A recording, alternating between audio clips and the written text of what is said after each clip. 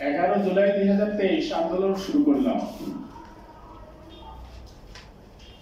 সেই আন্দোলন চলাকালীনই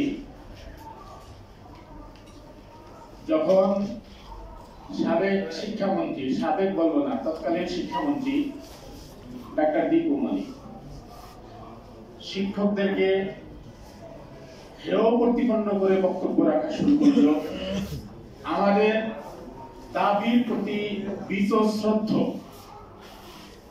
এবং বিভিন্ন জায়গায় এর বিরুদ্ধে করে বক্তব্য রাখা শুরু করলো।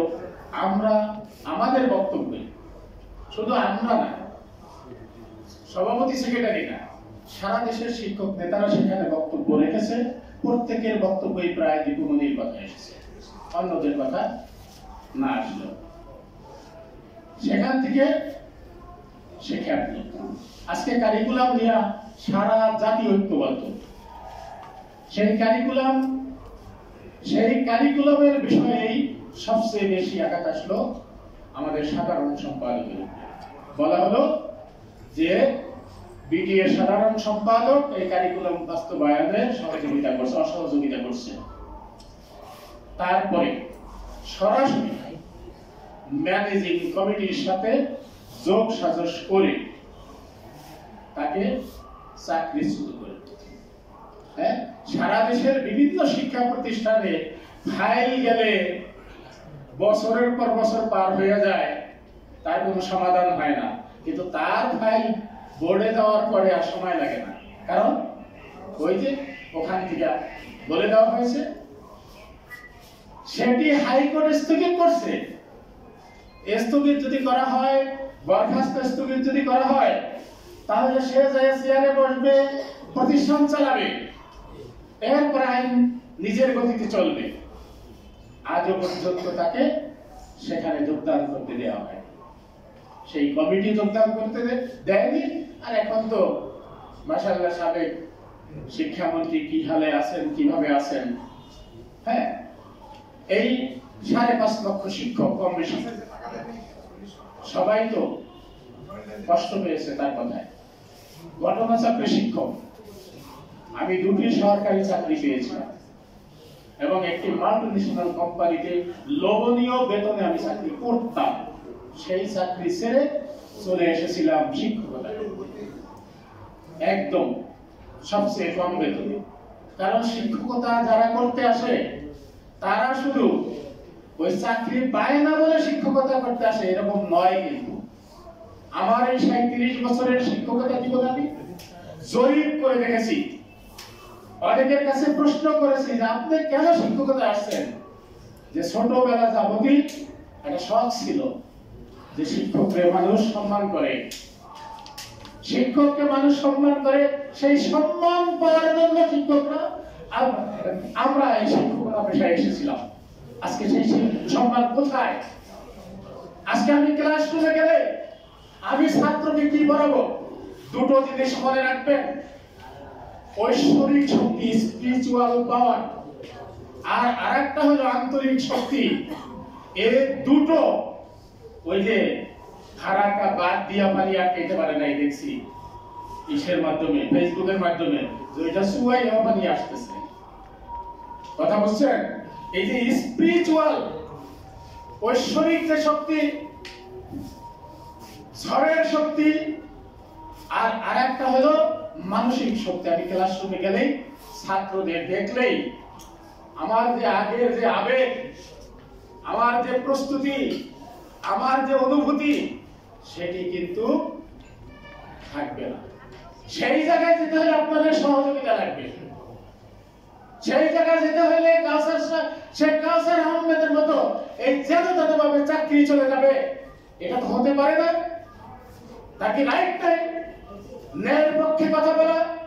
তার কি রাইট নাই কারিকুলামের বিপক্ষে কথা বলা? কারিকুলাম খারাপ হলে কারিকুলামের বিপক্ষে কথা বলার কারণে আজকে দেখেন, একটি কথা না বলে পারছি না, আপনারা হয়তো বিরক্ত হবেন, তারপরে এই কথাটা বলে আমি শেষ করব। আমাদের এই আন্দোলনে কতগুলো শিক্ষক সংগঠন আমাদের সাথে চলে আসলো। তারা সমর্থন দিল। 2-3 দিন কিন্তু আমাদের ডায়াসে তারা আমাদের পাশে বসলো। সেই কারিকুলামকে জায়েজ করার জন্য, যেই কারিকুলাম এখন দেশে শতকরা 99 না, আমার মনে হয় 100% লোকে কিন্তু সেই কারিকুলাম পছন্দ করেননি, করবে না। সেই কারিকুলামকে জায়েজ করার জন্য একটি ওয়ার্কশপ করলো। সেই ওয়ার্কশপে যারা গেল, হামলা রুটি খাইলো, সম্মানী দিল। আজকে আবার এই সরকার গঠিত না হতেই দেখবেন তারা আবার ওখানে দাবি নিয়ে দেওয়া নেই। তারা যে ওয়ার্কশপে গেল, সেখানে সহযোগিতা চাওয়া হয়েছিল ওই সকল নেতাদের কাছে, যে আজকে আমাদের এই আন্দোলনটা যেন ভাবেই যাতে নস্যাৎ করা যায়, কিন্তু পারেনি। এদেশের শিক্ষকরা কিন্তু সচেতন ছিল, সে কারণে আমাদের আন্দোলনটা সফল হয়েছিল। কিন্তু কথা দিয়ে কথা রাখে নাই। ওয়াদার বরখেলাপ করলে বরখেলাপকারী তো বরখেলাপকারী, সেটি নিয়ে আমরা আর কিছু বলতে চাই না। আমরা আশাবাদী।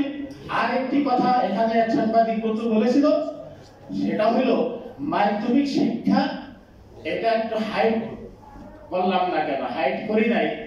এই যে আজকে যা হচ্ছে, এই মাধ্যমিক শিক্ষা জাতীয়করণ না করার কারণেই এত কিছু হওয়ার সুযোগ হয়েছে। কাজেই এই মাধ্যমিক শিক্ষা জাতীয়করণের সাথে আজকে শিক্ষকদের লাঞ্ছনা গঞ্জনা, তাদের জোর করে পদত্যাগ, কেননা ছাত্র ছাত্রীরা টানা হেসরা কাজের সাথে শিক্ষকদের বেঁধে রাখা, এই একটার সাথে কিন্তু আরেকটা ওতপ্রোতভাবে যেত। সে কারণেই আমরা দুটো জিনিস একত্রে জুড়ে দিয়েছি। সবাইকে ধন্যবাদ জানিয়ে আজকের সংবাদ সম্মেলন আমি একটু ব্যতিক্রম ঘটাচ্ছে, আমার সাধারণ সম্পাদকের মাধ্যমে আজকে সমাপ্তি ঘোষণা করতেছি। আচ্ছা, কাছাড়ের কাছে আমার একটু প্রশ্ন আছে, সেটা হলো বিগত দিনে যে আন্দোলন সংগ্রাম আপনারা করেছেন, বিশেষ করে জাতীয় প্রেস ক্লাবের সামনে যখন আপনারা লক্ষ লক্ষ শিক্ষকরাই এসেছিলেন বলা চলে, পাশাপাশি আমরা দেখেছিলাম পুলিশ যে ওই দিনকে বেধড়ক পিটালো। আমরা অনেক শিক্ষক এবং আপনাদের নারী পুরুষ যেসব শিক্ষার্থী সারা বাংলাদেশ থেকে এসেছিলেন আহত হতে দেখেছিলাম। শুধু একজনের কথা হলো কেন, আর বাকি কতজন এইভাবে যদি একটু বলতেন, কারা কারা হতে পারে এবং কত এটা হতে পারে, এরকম একটা ধারণা দেন। এটা আমাদের চোখের সামনে ঘটনাটা ঘটেছিল। আমাদের অনেক শিক্ষকই তখন আহত হয়েছিলেন, কিন্তু নিহত হয়েছিলেন একজন শিক্ষক। উনি বাড়ি ফিরে যাওয়ার তথা চিকিৎসাধীন অবস্থা থেকে উনি 3 দিন পরে মৃত্যুবরণ করছেন। এই জন্য একজন শিক্ষক মৃত্যুবরণ করেছিলেন, আর আহত অনেকে হয়েছিলেন। আপনারা দেখছেন অনেকে রক্তাক্ত হয়েছিলেন, কিন্তু তারা হাসপাতালেও যায়নি। আর স্বাভাবিকভাবে ওই যে কথাটা আমরা বলি, শিক্ষক তো মর্যাদার জায়গাটিতে, অর্থাৎ কোন শিক্ষক মায়ের খাওয়ার পরও তারা স্বীকার করে না সাধারণত যে আমাকে মেরেছে, তাই না? বিষয়টা এই জায়গাতেই হয়, যার কারণে হয়তো ওইভাবে একজন শিক্ষক যদি তার দাবির জন্য, পেশার জন্য এসে রাজপথে সুনিয়ন্ত্রিত বা সুশৃঙ্খল ভাবে বসে, তারপরে যদি তাকে প্রহার করা হয় বা তার সাথে দুর্ব্যবহার করা, এবং ছবিগুলো দেখা যাচ্ছে, স্বাভাবিকভাবে এই জন্যই তখন সংখ্যাটা এই একজন মৃত্যুবরণ করছে এইটাই উল্লেখ করা হয়েছে। এখানে আরেকটা বিষয় আমি জানতে চাই, সেটা হলো যে এখানে অনেকে অভিযোগ করেন, আমরা অনেক সময় দেখলাম যে শিক্ষকরা তাদের শিক্ষার বাইরে গিয়ে এমন কিছু কাজ করে যেটা আসলে এটা শিক্ষার মধ্যে পড়ে না, এবং ছাত্রদের এখানে শেখার কিছু থাকে না। তো এরকম কিছু শিক্ষক আছেন তারা যেখানে লাঞ্ছিত হয়েছে, তো সেটাও কি আপনাদের, তারাও লাঞ্ছিত হয়েছেন, সেখানেও কি আপনাদের আপত্তি আছে? আপনারা কি মনে করেন না যে এটা তাদের কর্মের ফল? আসলে আমাদের প্রথম কথাই এর আগেও আমি বলেছি যে ভালো এবং মন্দ প্রতিটা জায়গায় থাকবে, আছে, এটা স্বীকার করি আগে। যে সকল শিক্ষকই যে একেবারেই শতভাগ সহি শুদ্ধ সেটা কিন্তু নয়, কিন্তু আমাদের বিষয়টা হলো যে অপরাধ যদি কেউ করে থাকে অবশ্যই তাকে বিচারের আওতায় আনতে হবে, আনা হবে, কিন্তু সেটা প্রচলিত আইনের মধ্যেই যেন বিচারের আওতায় আনা হয়। দেখা যাচ্ছে যে এই শিক্ষক সমাজকে যেভাবে লাঞ্ছিত করা হচ্ছে, আমাদের প্রতিবাদটা ওই জায়গায় যে যদি কেউ অপরাধী হয়, নিরপরাধীকে তো করাই যাবে না, এরপরে অপরাধীও যদি হয় তাহলে অবশ্যই তাকে দেশের প্রচলিত আইন এবং বিধান অনুসারে তার বিরুদ্ধে যেন ব্যবস্থা নেওয়া হয়। এটি হচ্ছে আমাদের দাবি। কারণ আইন যদি আমরা যদি আইন হাতে তুলে নিই তাহলে তো রাষ্ট্র থাকে না। রাষ্ট্র কাঠামোতে যে শাসন ব্যবস্থা, সেই ব্যবস্থাটা থাকে না। আমরা যদি এটুকু বলি, বৈষম্য বিরোধী ছাত্র আন্দোলনটা তাদের মূল থিমটা, স্পিরিটটা কি ছিল? স্পিরিটটা ছিল বঞ্চিত, স্পিরিটটা ছিল বৈষম্য।